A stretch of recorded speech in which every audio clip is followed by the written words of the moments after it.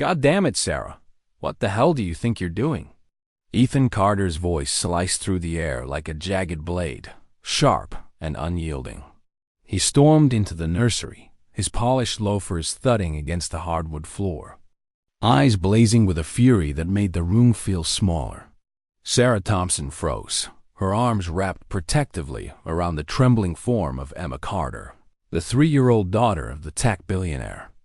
The baby's tiny hands clung to Sarah's warm cotton blouse, her soft whimpers barely audible against the storm of Ethan's rage. That's not yours to touch. You serve. You clean. You don't hold her. Sarah's breath caught her, heart pounding as Ethan reached for Emma, yanking her from Sarah's arms with a force that made the child wail. No, please, Sarah said, her voice low but steady. She just fell asleep. She was crying for hours. I don't care. Ethan snapped, his face a mask of authority, the kind that came with boardrooms and billion-dollar deals. You're the help, not her mother, not anything. Emma's cries erupted, shrill and panicked, her tiny body writhing against her father's stiff grip. Her small hands clawed at the air, reaching for Sarah, her sobs growing louder, more desperate. Shy, Emma. It's okay, sweetheart, Sarah whispered, stepping forward instinctively, her voice a soft anchor in the chaos. But Ethan's glare pinned her in place, his jaw tight, his eyes cold as the San Francisco fog outside the mansion's floor-to-ceiling windows. Why won't she stop? He muttered, more to himself than to Sarah, his voice cracking under the weight of his daughter's distress. Emma's cries grew louder, her face red, her body twisting as if trying to escape a stranger's arms. Sarah stood frozen, her pulse racing. I tried everything, she said quietly, her words careful but firm. She only sleeps when I hold her. That's all. Ethan didn't respond, just stood there, his daughter's screams echoing through the opulent nursery, its pastel walls and stuffed animals mocking the tension in the air.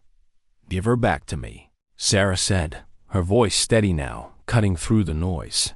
She's scared. You're scaring her.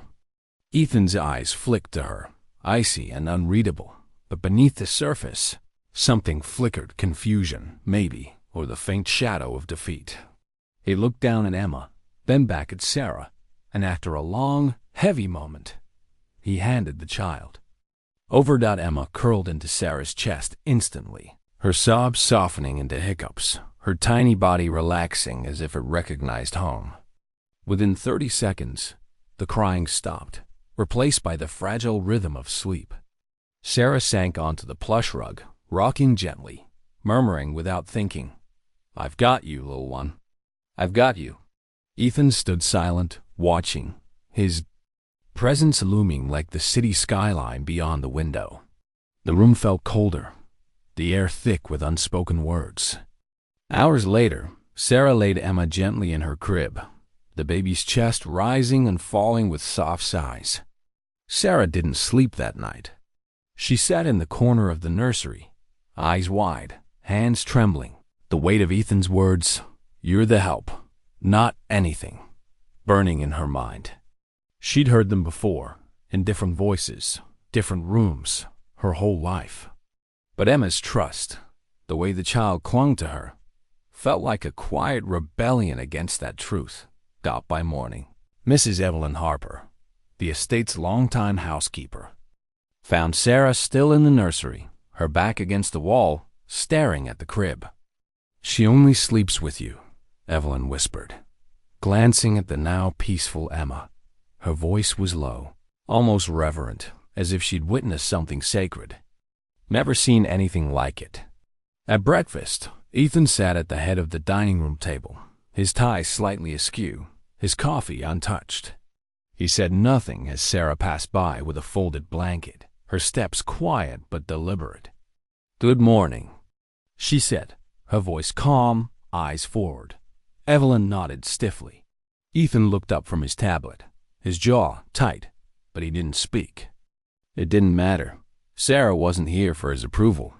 She was here for Emma. San Francisco, 2025, was a city of contrasts, gleaming tech towers rising above tent encampments, billionaires sipping $12 lattes, while families like Sarah's fought to afford rent.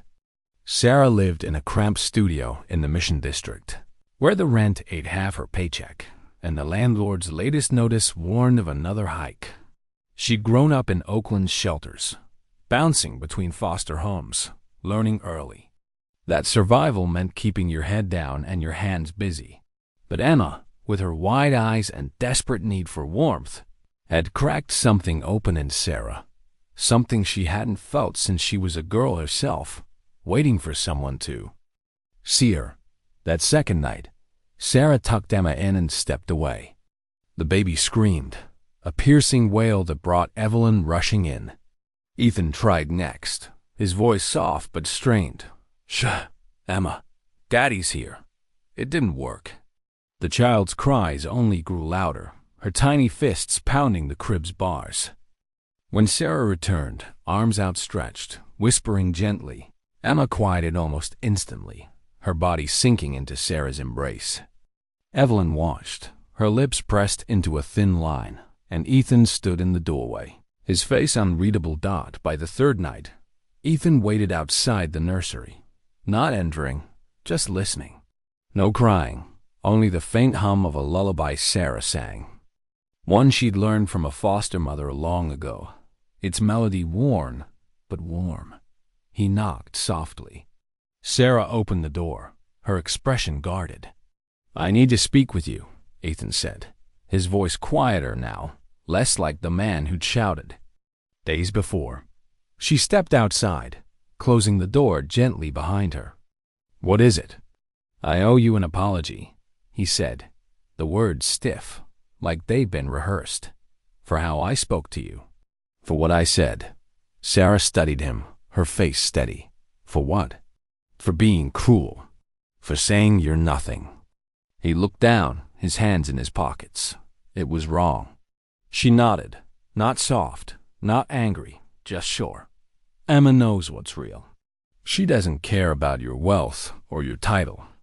She just needs warmth." "I know," Ethan said, his voice low, "and I don't think she's the only one." Sarah's eyes held his for a moment, searching. "I'm not quitting," she said. "Not because of you, but because she needs me." "I hope you stay," he replied. "For her." "For her," Sarah echoed, but something in her chest stirred. A feeling she'd locked away long ago. She didn't trust Ethan Carter, not yet. But Emma did, and for now, that was enough. The next morning, Sarah moved through the mansion like a shadow, her steps silent on the marble floors. The dining room table gleamed, polished to perfection, the air thick with the scent of fresh coffee. Evelyn bustled in the kitchen, her movements sharp but practiced, while Ethan sat at the table, scrolling through news on his tablet headlines about Horizon Tech's latest AI breakthrough, stock prices climbing, and whispers of a looming housing crisis swallowing San Francisco's working class. Sarah passed by with a stack of linens, her presence barely acknowledged. Upstairs, Emma slept soundly, her small arms stretched above her head, a soft sigh escaping her lips. Sarah sat beside the crib, not touching, just watching. The events of that first night still burned behind her eyes. Ethan's voice, his hands tearing Emma away, the way he'd reduced her to nothing. Those words weren't new. She'd heard them in foster homes, in temp agencies, in the eyes of clients who never said thank you. But Emma was different. Emma clung to her like she'd been waiting for Sarah her whole life. Sarah? It was Carla Martinez, a part-time cleaner and Sarah's only friend in the house, peeking into the nursery. "She's asleep?" "Yeah," Sarah whispered, careful not to wake the child. Finally, Carla stepped inside, her sneakers silent on the rug. "I heard about last night. Whole house did." He's not used to people standing up to him. Not since Rachel left. "I'm not here for him," Sarah said, her eyes still on Emma. "I know," Carla replied softly, "but be careful." Men like Ethan Carter, when they feel something, they don't know how to handle it. They push. Sarah's gaze didn't waver. Emma's the only one who doesn't look at me like I'm nothing. Carla touched her shoulder. You're not nothing, Sarah. You're the only reason this kid's sleeping right now. Later. That day, as Sarah folded towels in the laundry room, she overheard Ethan on the phone, his voice sharp through the half-closed door. No, I'm not interested in gala invites right now. I've got a daughter who cries all night unless a stranger holds her, and I can't even look that stranger in the eye because I've treated her like dirt. Sarah froze, her hands still on the soft cotton. She's not just a help. Ethan continued, his voice dropping. I see that now, but I don't know how to fix it. The door creaked. Sarah turned. Ethan saw her, his face paling. A beat of silence stretched between them. Eavesdropping? He asked, his tone stiff but not accusing. Laundry, Sarah replied evenly, holding up a towel. He exhaled, rubbing the back of his neck. You weren't supposed to hear that. No one's supposed to hear anything in this house. She sobbed, her voice steady. It's built on silence. Ethan looked at her, really looked, and for a moment, the billionaire facade cracked. I meant what I said. I was wrong. You were cruel, Sarah corrected. And Emma? She knows who's gentle. He nodded, his eyes dropping to the floor. I'd like to start over. Sarah didn't answer. Instead, she turned back to the towels, her hands steady, her heart less so. Upstairs, she checked on Emma, who stirred but didn't wake. The city outside hummed cars honking. Tech workers rushing to meetings, protesters, chanting in the distance about rent control and workers' rights. Sarah's own rent was due next week, and the landlord's email sat unread in her inbox. Another reminder of the city's relentless grip. But here, in this quiet nursery, with Emma's soft breathing filling the air, Sarah felt something she hadn't in years. Purpose. The San Francisco dawn broke slowly, painting the Carter estate in hues of gold and gray. The city's skyline a jagged silhouette against the waking sky. Sarah Thompson moved through the mansion's kitchen, her hands steady as she poured almond milk into a sippy cup for Emma. The little girl sat in her high chair, kicking her legs, her curls bouncing as she hummed a nonsensical tune.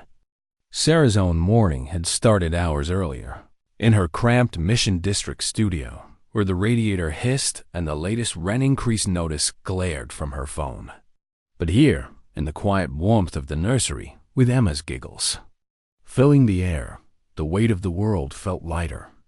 Ethan Carter appeared in the doorway, his tie loose, his hair still damp from a shower. He looked less like the billionaire who'd shouted at Sarah 3 nights ago and more like a man trying to navigate a world he didn't fully understand. Morning, he said, his voice softer than before, almost tentative. He glanced at Emma, then at Sarah, his eyes lingering a moment too long. Morning, Sarah replied, sliding the sippy cup toward Emma. The child grabbed it eagerly, spilling a few drops on her bunny-printed pajamas. Sarah wiped them away with a cloth, her movements practiced. Instinctive.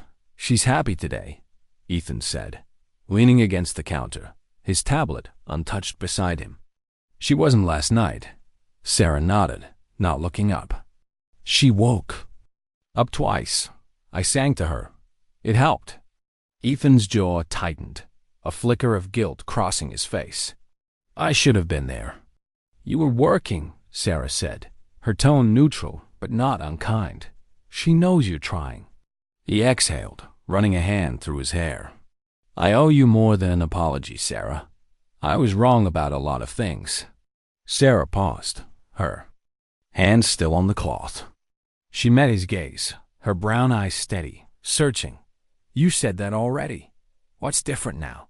Ethan shifted, his fingers tapping the counter. I'm starting to see you, not just as the help, but as someone Emma needs.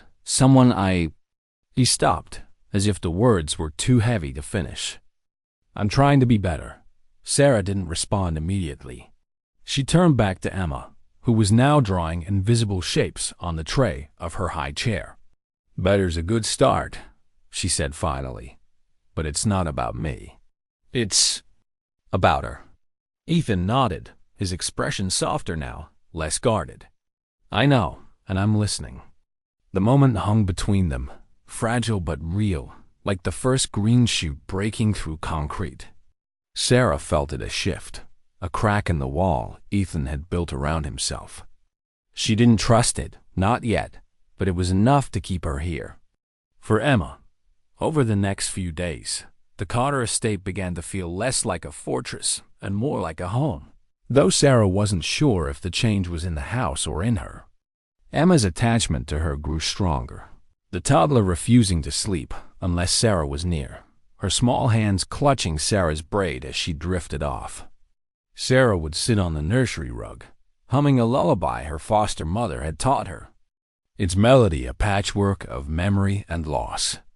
Each night, as Emma's breathing steadied, Sarah felt a quiet strength take root inside her, a reminder that she was more than the sum of her struggles. Carla Martinez, the part-time cleaner who'd become Sarah's confidant, noticed the change. One afternoon, as they folded linens in the laundry room, Carla nudged her. You're different, you know? Less like you're waiting for the next hit. Sarah smiled faintly, tucking a sheet into a neat square. I'm just doing my job. Nah, Carla said, her eyes sharp but warm. You're doing more than that. Emma's sleeping through the night now, and Ethan? He's not barking orders like he used to. You're shaking things up, Sarah. Sarah shook her head, but the words lingered. She thought about her life outside the mansion, her studio apartment. The eviction notices piling up, the protests she'd seen on X about San Francisco's housing crisis. The city was a battleground. Tech giants like Horizon Tech driving up rents while families like hers were pushed to the edges. Yet here, in this house, she was starting to feel like she belonged, not because of Ethan's wealth, but because of Emma's trust. That evening, Carla sent Sarah a link to an online course on project management, offered free through a community program for low-income workers. You're smart, Sarah, Carla texted. Smarter than most of the suits in this city. Learn something new. You never know. Sarah hesitated, her thumb hovering over the link. She'd never finished high school, bouncing between foster homes and odd jobs. But the idea of learning, of being more than the help, sparked something in her. She enrolled that night. Her laptop balanced on a rickety table in her apartment, the city's hum a constant reminder of what she was fighting for. A week later, Ethan found Sarah in the nursery, teaching Emma how to fold paper into a star. The toddler's fingers fumbled, but her giggles filled the room, bright and unburdened. Ethan leaned against the doorway, watching, his usual sharpness softened by something Sarah couldn't name. You're good with her, he said, stepping inside. Better than I am. Sarah glanced up, her hands guiding Emma's. You're her dad. She loves you. She loves you too, Ethan said, his voice low. He sat on the rug, an awkward move for a man used to boardroom chairs.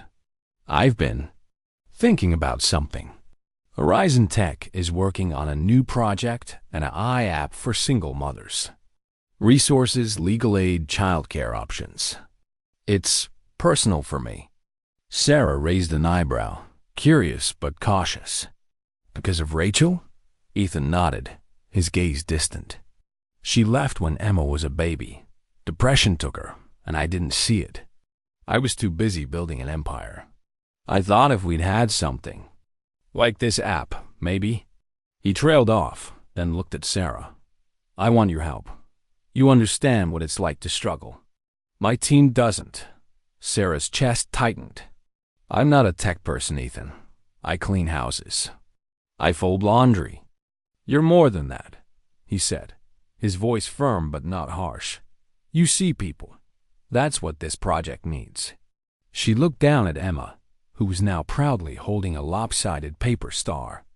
The idea of contributing to something bigger was tempting, but doubt gnawed at her. "I don't know enough," she said.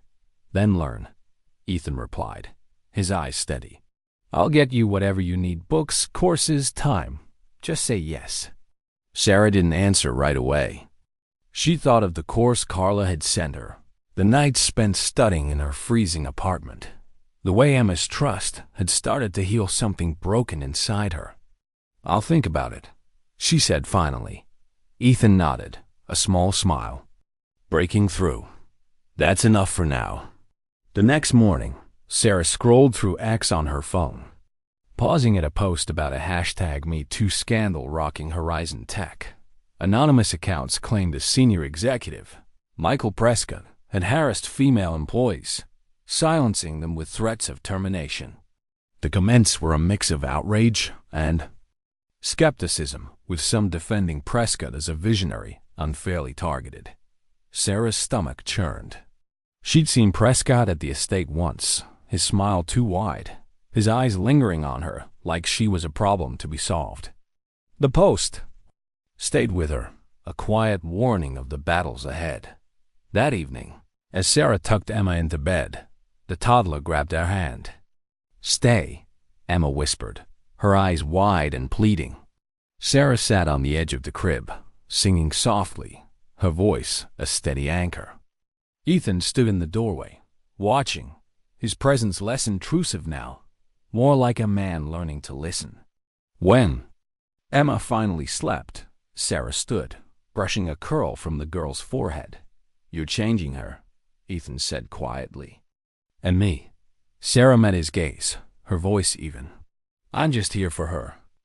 "I know," he said, but his eyes said something more, something Sarah wasn't ready to name.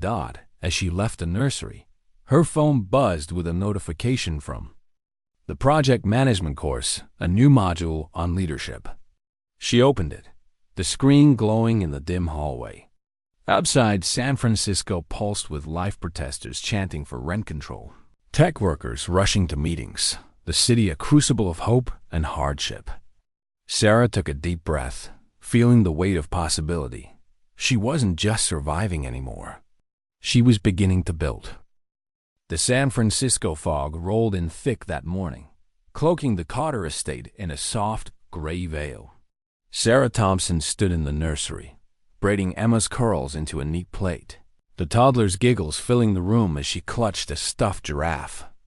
The air smelled of lavender and warm milk, a quiet contrast to the city's relentless hum outside. Sarah's phone sat on the dresser, buzzing with notifications from X-posts about rent strikes, tech layoffs, and a trending thread about Horizon Tech's #MeToo allegations against Michael Prescott. She ignored them, focusing on Emma's chatter about a cartoon she'd watched. But the weight of the world, and her place in it, lingered. Downstairs, Ethan Carter was in his study, scrolling through emails, his brow furrowed. The IAP project for single mothers was gaining traction, but the board was restless, whispering about optics and budgets. Sarah's suggestion of an anonymous forum for users had sparked excitement among the engineers, but Ethan hadn't told her yet. He wanted to see her face light up with the knowledge that her ideas mattered. But something held him back, guilt, maybe, or the fear that she'd see through his polished exterior to the man who still didn't know how to be a father. The doorbell rang, sharp and unexpected, cutting through the morning's calm. Mrs. Evelyn Harper answered it, her voice muffled as she spoke to someone at the entrance. Sarah finished Emma's braid, tying it with a yellow ribbon, and lifted the girl onto her hip. "Ready for breakfast, Peanut?" she asked, kissing her forehead. Emma nodded, her arms wrapping tightly around Sarah's neck. As they descended the staircase, Sarah froze. Standing in the foyer was a woman who looked like she'd stepped out of an Instagram feed, tall, poised, with auburn curls cascading over a caramel-colored coat. Rachel Bennett, Emma's mother, ex-wife of Ethan Carter, and a social media influencer with 500,000 followers. Her smile was hesitant, almost shy, but her eyes darted nervously, as if calculating the room's reaction. Evelyn stood nearby, her face unreadable, while Ethan emerged from his study, his expression a mix of shock and steel. "Rachel," he said, his voice low, controlled. "What are you doing here?" Rachel's gaze flicked to Emma, who clung tighter to Sarah. I wanted to see her," she said softly. "I'm in town for a shoot, and I thought—" She trailed off, her hands twisting the strap of her designer bag. Sarah's heart thudded, her arms instinctively tightening around Emma. She'd heard about Rachel from Carla, how she'd left when Emma was a baby, unable to cope with postpartum depression and Ethan's relentless work schedule. But Sarah hadn't expected this, not now. Not after Emma had started to trust her, to sleep through the night. "You thought what?" Ethan asked, stepping closer, his voice edged with something sharp. "You haven't called in 2 years." Rachel flinched but held her ground. "I know, I wasn't ready then. But I've been following you on X, the news. They're calling you a family man now, Ethan. And her." She looked at Sarah, her eyes narrowing slightly. "The miracle Manny." Sarah's jaw tightened, but she didn't speak. Emma whimpered, burying her face in Sarah's neck. The air in the foyer felt heavy, like the fog outside had seeped into the house. "May I?" Rachel asked, stepping forward, her arms outstretched toward Emma. The toddler's grip on Sarah tightened, her body stiffening. Sarah hesitated, glancing at Ethan, who nodded slightly, his face unreadable. "Let me," Ethan said, moving to take Emma from Sarah's arms. The girl whimpered again, not quite crying but clearly uneasy. He handed her carefully to Rachel, who smiled, her eyes glistening with something that might have been hope. "It's okay, baby girl," Rachel whispered, her voice soft but strained. "Mommy's here." Emma's whimper turned into a scream, a piercing wail that echoed through the marble foyer. Her tiny hands reached for Sarah, her face red with panic. Rachel tried to soothe her, rocking gently, but the cries only grew louder. It's okay," Rachel murmured, her voice breaking. Sarah moved instinctively, her heart pounding. "Emma," she said softly, stepping forward. The toddler reached out, trembling, tears streaming down her face. Sarah took her, holding her close, and within seconds, the cry softened into hiccups. Emma's body relaxed, her cheek pressed against Sarah's shoulder. Rachel stood frozen, her arms empty, her face pale. "She doesn't know me," she whispered, her voice cracking. "She doesn't even know me." Sarah looked at her, not with anger, but with something steady, unflinching. "She knows who stayed," she said softly. Ethan stepped closer, his voice calm but firm. "You wanted to see her, Rachel. You've seen her." Rachel's shoulders slumped, her eyes darting between Ethan and Sarah. "I thought it would feel different," she said, almost to herself. "But you already have a family." She looked at Sarah, a flicker of something regret, maybe crossing her face. "I didn't expect you." "I didn't expect me either," Sarah replied, her tone gentle but unyielding. Rachel nodded, her lips trembling. "She's happy," she said, glancing at Emma. "I didn't think I'd be relieved by that, but I am." She turned toward the door, pausing for a moment. "I'm sorry," she whispered, then walked out, the fog swallowing her silhouette. The foyer fell silent, the weight of her departure settling like dust. Sarah held Emma close, the girl's breathing steady now, her small hand clutching Sarah's braid. "I didn't mean to say that," Sarah murmured, more to herself than to Ethan, about knowing who stayed. "It needed to be said," Ethan replied, his voice low. He stepped closer, his eyes softer now, less guarded. "She doesn't just need love, Sarah. She needs consistency. You've been her whole world." Sarah looked down at Emma, her heart aching with a mix of fear and certainty. "I'm afraid I don't know how to be a mother," she said quietly. "Neither do I," Ethan admitted. But maybe we're learning together. She glanced up at him, searching his face. And what are we to each other, Ethan? He hesitated, then answered, his voice quiet but firm. We're the people who didn't run.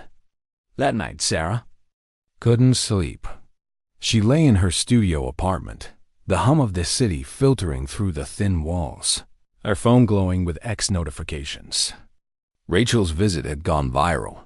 A blurry photo of her leaving the Carter estate trending with captions like, "Influencer mom abandons daughter again?" and "Billionaire's nanny steals the show." The comments were vicious, some praising Sarah's devotion, others accusing her of exploiting Emma for clout.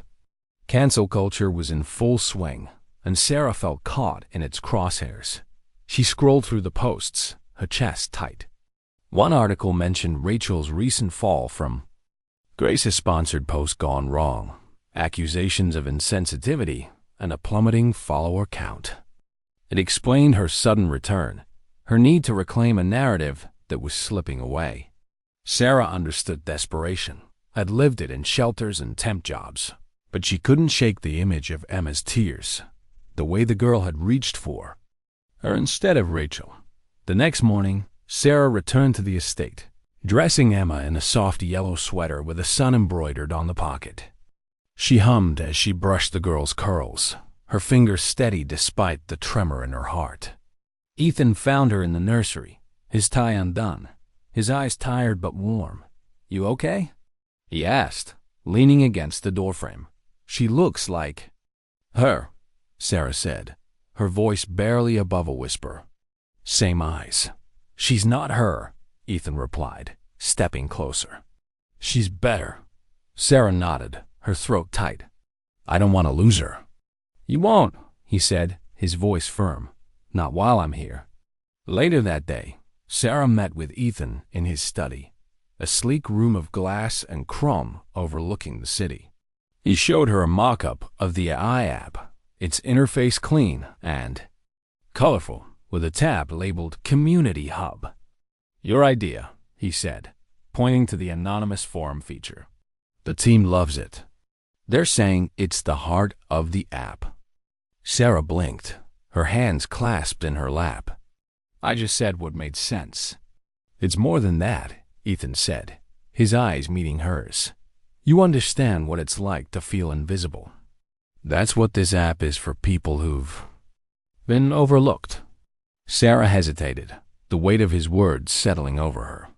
She thought of the online course she'd been studying, the nights spent memorizing terms like stakeholder engagement and user experience. "I'm not an expert," she said. "I don't know code or business plans." "You know people," Ethan replied. "That's enough for now." She looked at the screen, the bright icons promising connection, safety, hope. For the first time, she felt a spark of possibility, not just for Emma, but for herself. "Okay," she said quietly.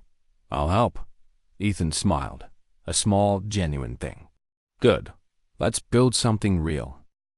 The San Francisco skyline glittered like a promise under the midday sun, but inside the Carter estate, the air was thick with unease. Sarah Thompson stood in the laundry room, folding Emma's tiny sweaters, the rhythmic motion a tether to calm. Her phone buzzed on the counter, a notification from X about a labor protest downtown, workers demanding fair wages from tech giants like Horizon Tech. Sarah's eyes lingered on the post, her thoughts drifting to the hashtag #MeToo allegations against Michael Prescott, the head of acquisitions at Ethan's company. The accusations were growing louder, a chorus of anonymous voices on X claiming he'd silenced female employees with threats and payoffs. Sarah's gut twisted. She'd seen Prescott smirk, felt his gaze linger too long when he visited the estate. He was a man who wielded power like a blade, and she knew blades cut deepest when you weren't looking. Upstairs, Emma napped in her crib, her stuffed giraffe tucked under her arm. Sarah checked on her, brushing a curl from the girl's forehead. The quiet moment, a brief respite from the storm brewing inside her. Ethan had asked her to join a meeting with the app team later that day, her anonymous forum idea now a cornerstone of the project. She'd been studying her online project management course late into the night, her cramped apartment lit only by the glow of her laptop. The idea of contributing to something bigger than herself was exhilarating, but Prescott loomed. A reminder that power often came with a price. That afternoon, as Sarah crossed the estate's marble foyer, she overheard voices from Ethan's study. The door was ajar, and Michael Prescott's smooth, confident tone carried through. "You're moving too fast with this app, Ethan. The board's nervous. Investors don't like charity projects." Another voice, Ethan's, colder, replied, "It's not charity, it's impact. And Sarah's ideas are driving it." Prescott laughed, low and sharp. "The nanny? Come on, Ethan. She's a feel-good story, not a strategist." Sarah froze, her hands tightening around the stack of linens she carried. She stepped closer, her breath shallow, and caught Prescott's next words. "You give her too much leash, and she'd drag you into the mud with her. People like her don't belong in boardrooms." Ethan's voice was steel. "People like her are why this company's still standing. You'd do well to remember that." Sarah slipped away before they noticed, her heart pounding. Prescott's words echoed the ones she'd heard her whole life in foster homes, in temp agencies, in the eyes of landlords who raised her rent without a second thought. But this time, they stung less. She wasn't just a help anymore. She was someone Emma needed, someone Ethan was starting to see.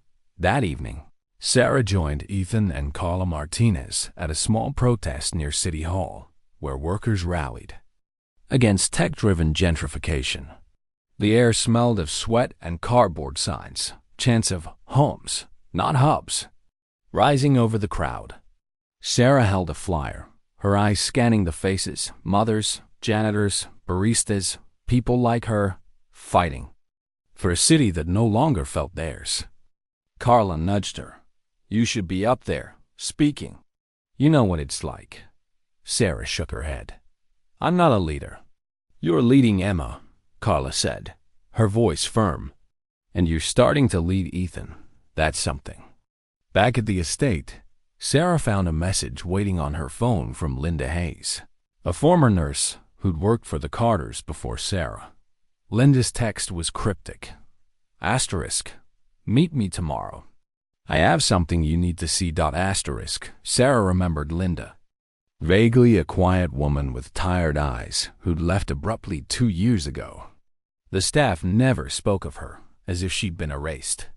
Sarah's pulse quickened. She replied, "Asterisk, where?"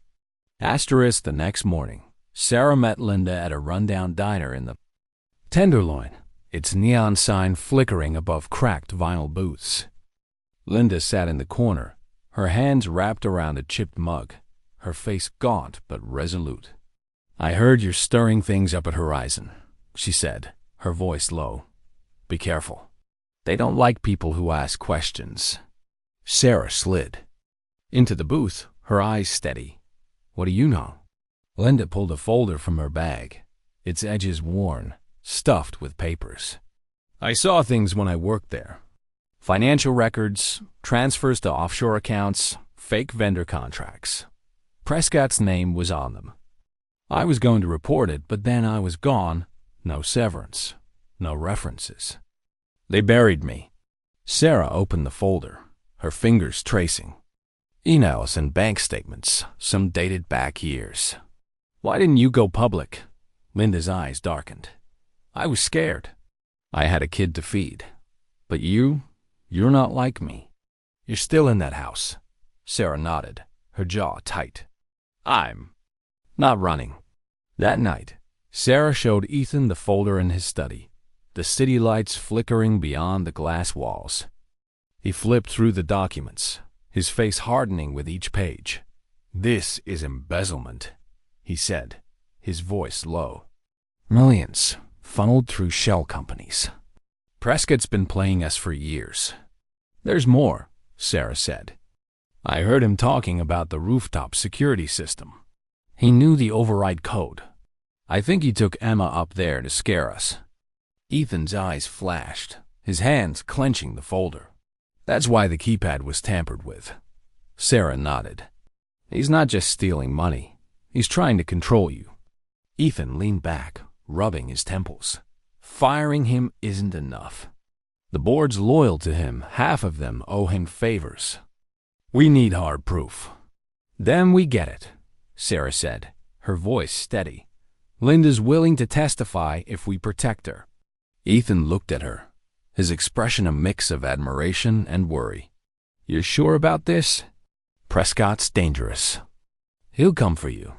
Let him, Sarah replied, her eyes unflinching. I've faced worse. 2 days later, Sarah walked into Horizon Tech's Innovation Lab, a glass-walled space buzzing with whiteboards and prototypes.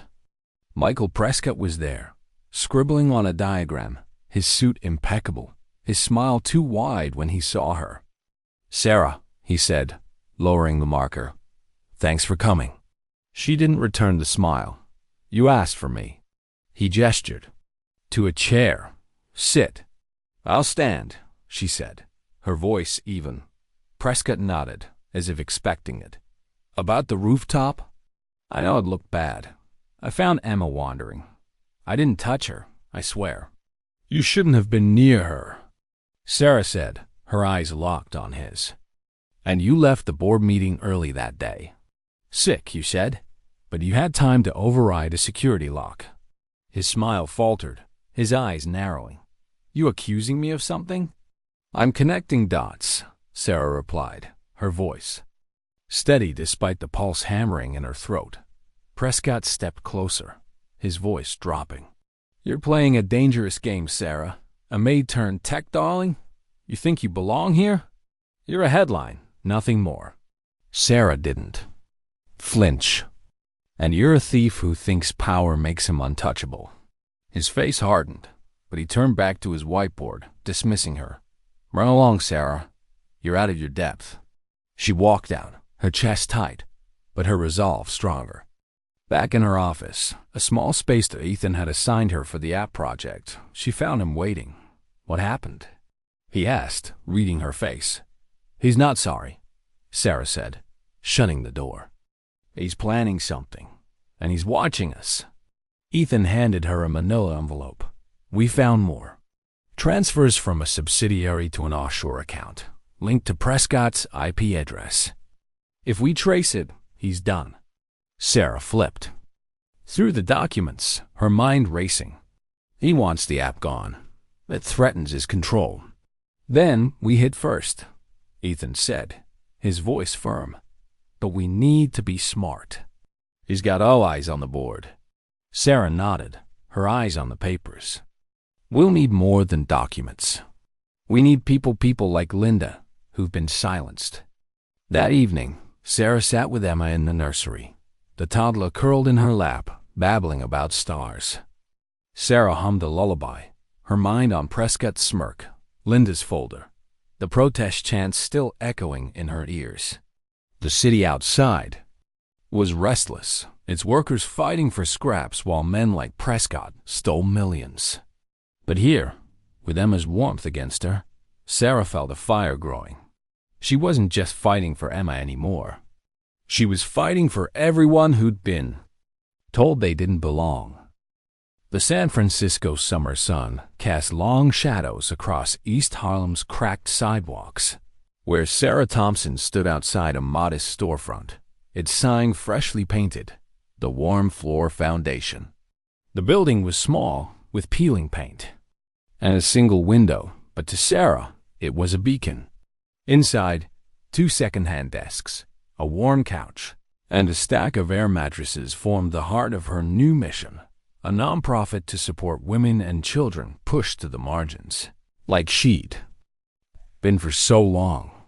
Her hands trembled as she unlocked the door, not from fear, but from the weight of possibility. She'd leased the space with her savings, refusing Ethan Carter's offer of a grant. This was hers, built from her own grit, not his wealth. Inside, Sarah's first client, Maria Alvarez, sat nervously, her 3-year-old son asleep on her lap, an inhaler tucked in her pocket for his asthma. "I can't afford daycare," Maria said, her voice barely above a whisper. "I'm 2 months behind on rent. They're going to evict us."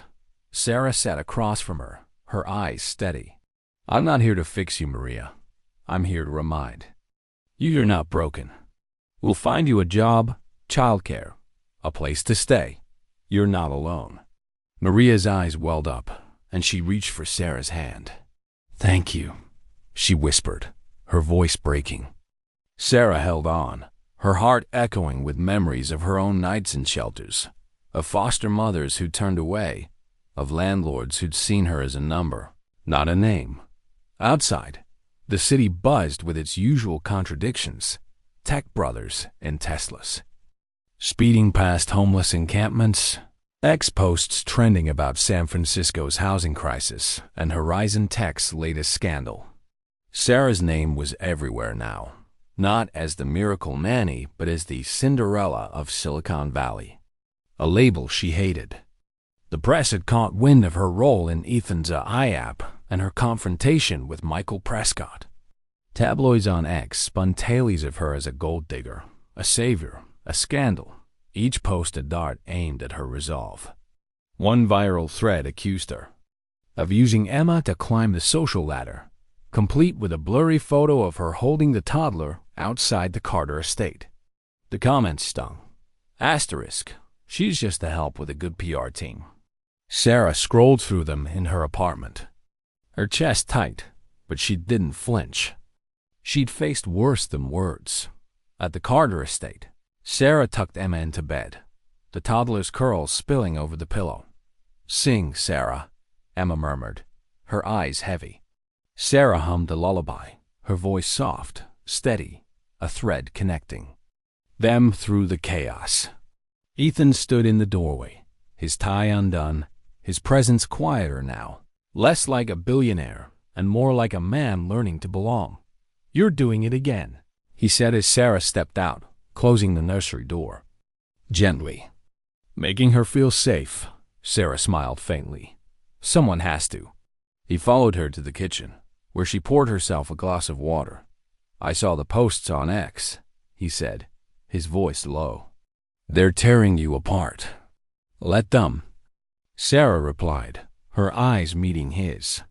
"I didn't start this for their approval." Ethan leaned against the counter, his gaze steady. "You started the foundation. That's more than most people do in a lifetime." Sarah shook her head. "It's not enough. Not yet."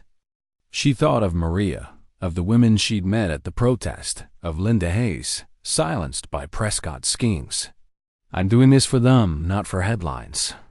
Ethan stepped closer, his voice softer. "You're doing it for you, too. And that's okay."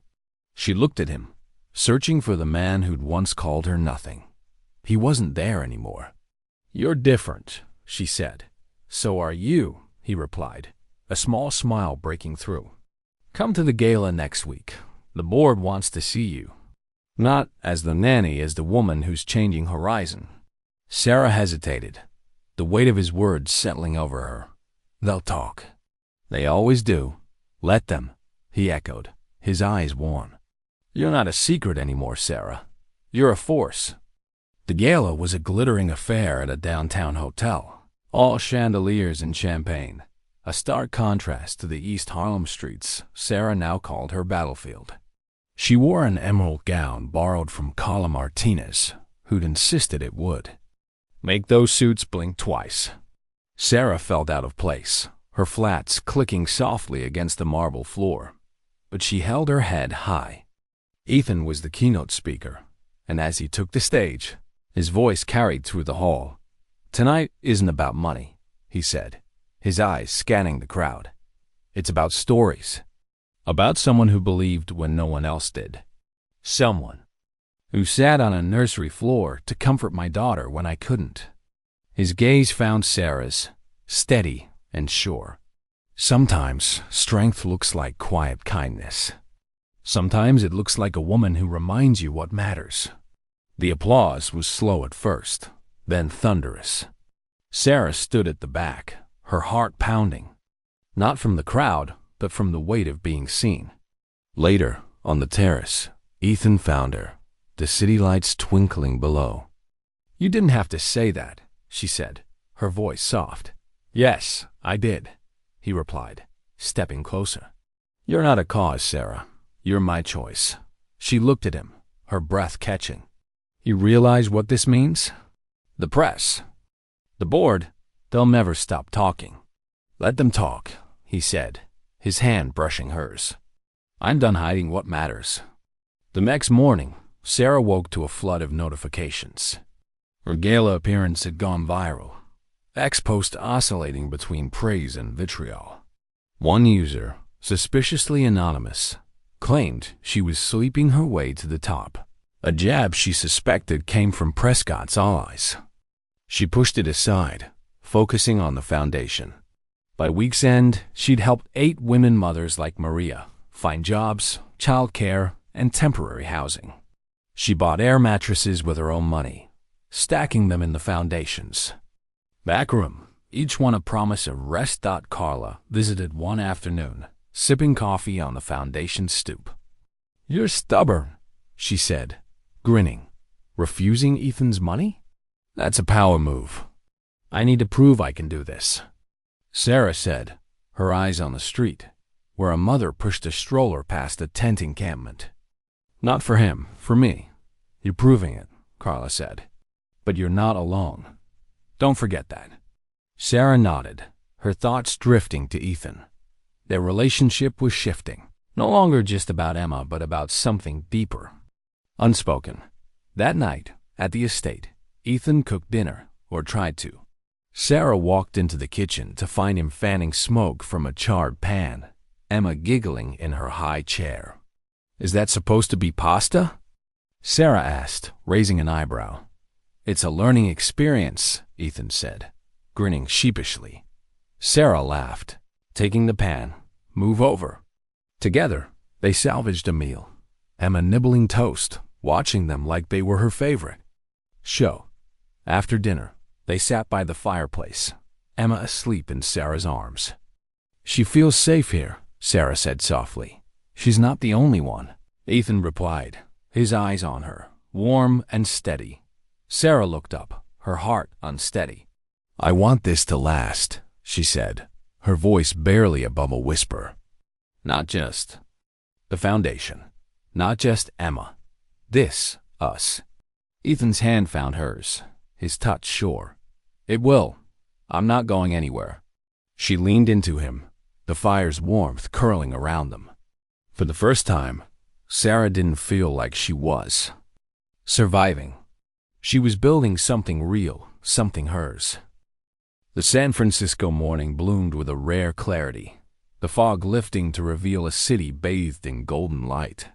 Sarah Thompson stood in the nursery of the Carter estate, watching Emma sleep, her tiny chest rising and falling beneath a yellow sundress. The toddler's hand clutched a paper star Sarah had taught her to fold, its edges worn from love. The room smelled of lavender and fresh linen, a quiet sanctuary amidst the city's restless pulse. Sarah's own heart felt full, not with the weight of survival, but with the promise of a future she was building, one step at a time. Downstairs, the kitchen hummed with life.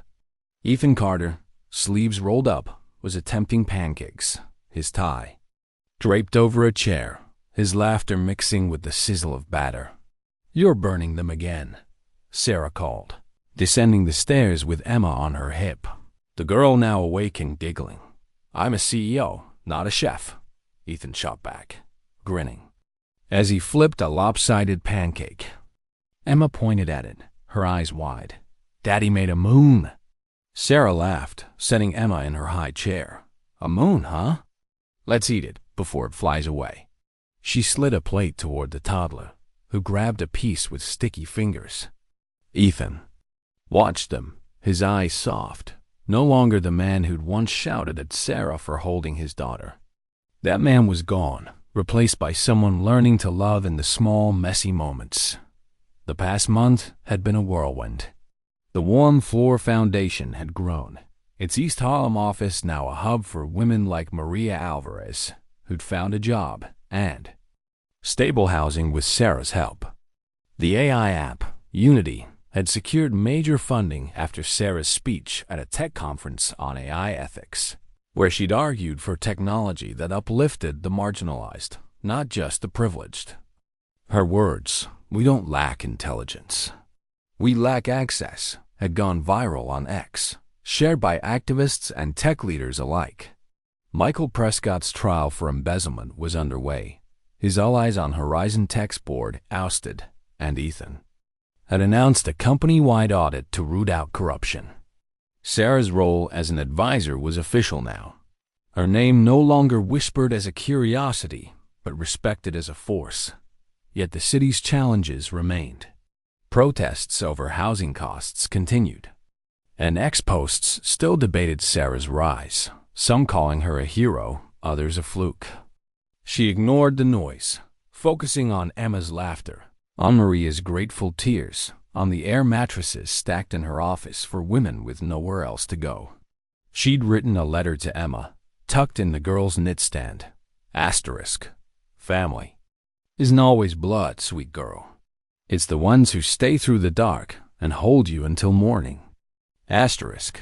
That evening, the estate felt alive. Toys scattered across the living room, a child's drawing taped to the fridge. Ethan cooked dinner spaghetti this time, less disastrous than his pancakes. Sarah taught Emma how to twirl pasta, the toddlers, giggles echoing as sauce smeared her cheeks. After dinner, they sat by the fireplace, Emma asleep in Sarah's lap, her breathing a soft rhythm against the crackle of flames. "You've changed everything," Ethan said, his voice low, his eyes on Sarah. "Not just for Emma, for me." Sarah looked at him, her heart steady. "You changed too. You stopped running." He reached for her hand, his touch warm. "I want this us, Emma, this life. Not as a headline, but as something real." Sarah nodded, her fingers intertwining. "With his real," she said, "and it's enough." Outside, San Francisco sparkled, its contradictions softened by the night. The city was still a battleground, tech wealth clashing with human struggle, but in this moment, Sarah felt like she'd carved out a piece of it, a place where she belonged. She wasn't just surviving anymore. She was home. This story is a testament to the power of quiet compassion and relentless courage. Sarah Thompson's journey, from a woman dismissed as the help to a leader building a legacy, shows that dignity isn't tied to status, but to character. Her love for Emma, her fight for women like Maria, and her refusal to bow to men like Prescott remind us that change begins with those who stay, who see the unseen, who hold on through the dark. The story teaches us that family is forged in sacrifice, that power is meaningless without purpose, and that every voice, no matter how small, can reshape the world. It's a call to look beyond titles and wealth, to value the quiet acts of love that ripple outward, transforming lives. If Sarah's story touched you, if it reminded you of the strength in standing firm, subscribe to Legacy Stories on YouTube. Every week, we share tales of resilience, heart, and hope, stories like Sarah's that inspire us to see, to act, to build. Join our community, share where you're watching from, and let's keep these stories alive. Hit that subscribe button, and let's create a legacy together.